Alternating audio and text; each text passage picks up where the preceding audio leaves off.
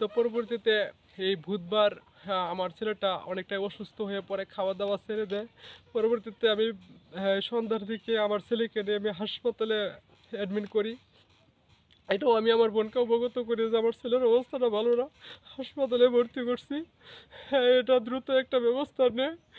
তো পরবর্তীতে বলতেছে যে রাত হয়ে গেছে, ওকে আমি খুঁজে পাইতেছি না, আমি ব্যবস্থা করব।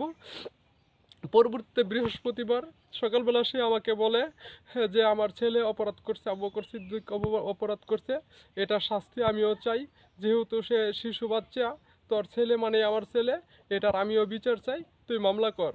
তখনকে আমি এই অবস্থায় পরবর্তীতে আমি মামলা দায়ের করি সদর থানায়। মামলা দায়ের করার পরেই পরবর্তীতে আমার অন্যান্য বোনেরা এবং কি অন্যান্য ভাগ্নেরা আর মা সহ আমার বিপক্ষে গিয়ে এখন তারা আমাকে হুমকি দিচ্ছে যে আমাকে বাড়ি থেকে তারা উচ্ছেদ করে দেবে, আমার সন্তান, আমাকে, আমার পরিবারকে তারা মেরে ফেলবে।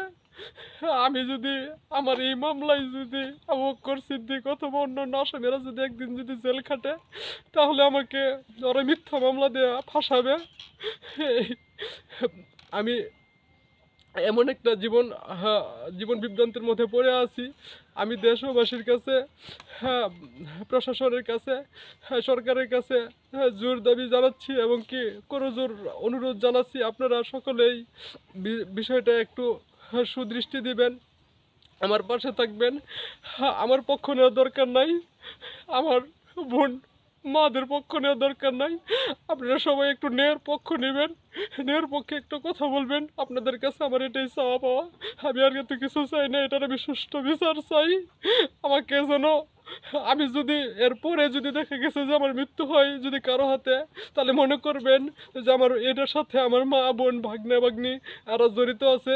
আমার যদি সন্তান এবং আমার পরিবারের যদি কোনো ক্ষয়ক্ষতি হয়, তাহলে এটা আমার পরিবারই দায়ী, এবং কি আমাকে যদি মিথ্যা মামলায় যদি জেল কাটানো হয় তাহলে তারা দায়ী আমি মনে করব। কারণ বারবার আমাকে ফোনে থ্রেট করছে এবং কি ওরা ওপেনলি আইসাহারা চ্যালেঞ্জ করতেছে যে টাকা দিয়ে আইন কেনা যায়, টাকা দিয়ে আইন তৈরি করা যায়, হ্যাঁ, আইন কিছু না, আমি তাদের কিচ্ছু করতে পারবো না, এভাবে তারা আমাকে থ্রেট করতেছে। আমি দেশবাসীর কাছে এটা বিচার চাই, বাংলাদেশ প্রধানমন্ত্রীর কাছে বিচার চাই, আপনাদের সকলের কাছে দোয়া চাই। আসসালামু আলাইকুম।